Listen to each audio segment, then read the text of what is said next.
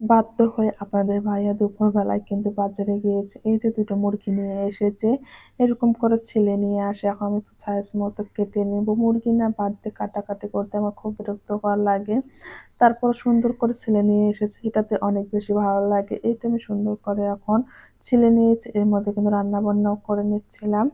রান্নাবান্না শেষ হয়ে কিন্তু আবারও আমাকে রান্নাবান্না করতে হচ্ছে। যেহেতু ছেলে চিকেন খাবে আর এগুলো তো মুরগির যে ঠ্যাংগুলা থাকে সেগুলো রান্না করে নিচ্ছিলাম। হ্যালো ভিউয়ার্স, আসসালামু আলাইকুম। সকালবেলা ঘুম থেকে উঠে আজকে একটু খিচুড়ি রান্না করেছি। দেখছিলাম হালকা, হালকা বৃষ্টি হচ্ছে। আর বৃষ্টির মধ্যে খিচুড়ি খেতে যে এত বেশি মজা লাগে। বৃষ্টি হলে না খিচুড়ির কথা মনে হয়ে যায়। সেজন্য একটু খিচুড়ি রান্না করেছিলাম। আর আজকে আমরা আপনাদের ভাইয়া সহ পুরো বাসাটা পরিষ্কার করে নিচ্ছিলাম। আপনাদের ভাইয়া যেহেতু সবসময় ডিজাইন করে, একটার পর একটা কাগজ সব দিকে ছড়িয়ে ছিটিয়ে রেখে দেয়। এত খারাপ লাগছিল। সেজন্য বলছিলাম যে, "তুমি আজকে যেহেতু বাসায় আসছো, আজকে সমস্ত কিছু তুমি ঠিক করে নিবা।"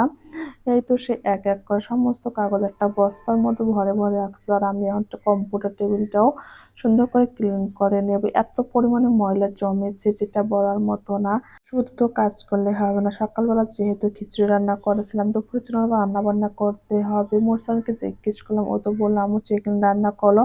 ফ্রিজে দেখতে পেয়েছি কোনো চিকেনই ছিল না। আমার তো একটু মনে ছিল না যে ফ্রিজে চিকেন নেই। শুধু মুরগির যে পা গিলা এগুলো আছে। ভাবছি এগুলো রান্না করে নেব যদি ছেলেকে খাওয়ানো যায়। কিন্তু ছেলে তো একেবারে খাবে না। ও যদিও মুরগির পা অনেক বেশি পছন্দ করে কিন্তু তার সঙ্গে তো মাংস থাকতে হবে। ও এগুলো একদমই খেতে চাচ্ছিল না। তারপর আমি কিন্তু একটু রান্না করেছিলাম কিন্তু ছেলের নাকি প্রচুর খিদা পেয়েছে।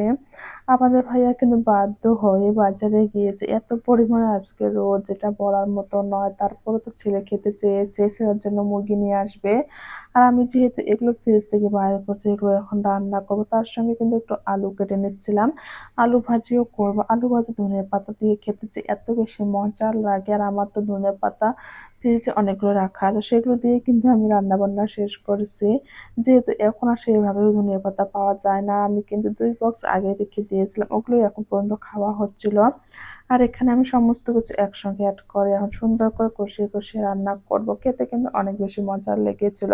আমার রান্নাঘরে এত পরিমাণে রোদ যেটা বলার মতো না। সেজন্য কিন্তু আমি সবসময় সকালবেলা রান্না-বান্নাটা কমপ্লিট করে ফেলি। দুপুরবেলা রান্না করতে আসলে এত বেশি কষ্ট হয়।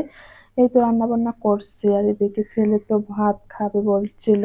যেহেতু ও সকালবেলা একটু ২-১ বার খিচুড়ি নিয়েছিল আর বেশি কিন্তু খায় না। ও কিন্তু খিচুড়িটা অনেক বেশি পছন্দ করে। কিন্তু আজকে যেন খেতেই চাচ্ছিল না। এই তো আপনাদের ভাইয়া কিন্তু চলে এসেছে। এখানে ২ টা চিকেন নিয়ে এসেছে। এগুলো এখন আমি সুন্দর করে কেটে বেছে একটা রান্না করব, একটা এবং রেখে দেবো ফ্রিজে। এগুলো সুন্দর করে ছিলে নিয়ে এসেছে। আমি শুধু জাস্ট একটু সাইজ মতো কেটে নেব। এত পরিমাণে রোল আর এর সঙ্গে কিন্তু একটু পেঁয়াজও নিয়ে এসেছিল। সেগুলো আমি সুন্দর করে রেখে দিচ্ছিলাম। এদিকে আমার কিন্তু মুরগির যে পা গিলা ছিল সেগুলো রান্না করা হয়ে গিয়েছে। এখন একটা আলু ভাজিও বসিয়ে দিয়েছি ধনিয়া পাতা দিয়ে। আলু ভাজি হতে, হতে আমি কিন্তু চিকেনগুলো কেটে নিচ্ছিলাম। চিকেন খেতে তো আমরা অনেক বেশি পছন্দ করি। কিন্তু মহসিন যে এত বেশি পছন্দ করে ও কিন্তু গরুর মাংস সেভাবে খেতে চায় না। আর যেহেতু ২ টা মুরগি নিয়ে এসেছে ভাবছি একটা টোপলা করে রেখে দেবো আর এবং একটা রান্না করব। এরকম ভাজি কিন্তু গরম ভাত কিংবা রুটি যাই বলুন না কেন খেতে কিন্তু অনেক বেশি ভালো লাগে। আমার তো রুটি দিয়ে এরকম ভাজি খেতে অনেক বেশি ভালো।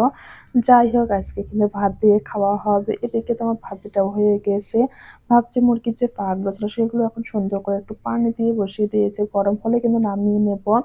তারপরে না সুন্দর করে চামড়াগুলো তুলে নেব। এত সুন্দরভাবে তোলা যাচ্ছিল যেটা বলার মতো না। অনেক সময় দেখা যায় চুলার মধ্যে এগুলো পুড়িয়ে চামড়াগুলো তোলা হয় তখনও দেখা যায় মুরগির পা গুলো একটু হলেও কালো হয়ে যায়। আমি কিন্তু সবসময় এইভাবে চামড়াগুলো তুলে ফেলি।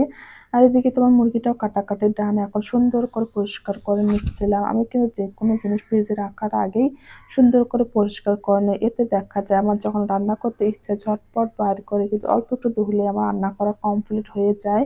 এত বেশি পরিষ্কার করে ধুচ্ছিলাম দেখতে পাচ্ছেন হয়তো আপনারা। এখন আমি সুন্দর করে একটা পলিথিন নিয়ে নিয়েছি এখানে রেখে দিচ্ছি। আর একটা মুরগি কিন্তু আমি আজকে রান্না করব।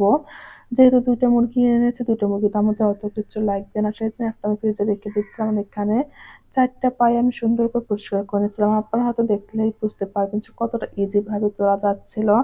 আজকে আমার সারাটা দিন কিন্তু অনেক ব্যস্ততার মধ্যে কেটেছে। সকালবেলা থেকে রান্না-বান্না, ঘর গোছানো সমস্ত কাজ কিন্তু করছিলাম একা হাতে। আল্লাহ হাফেজ।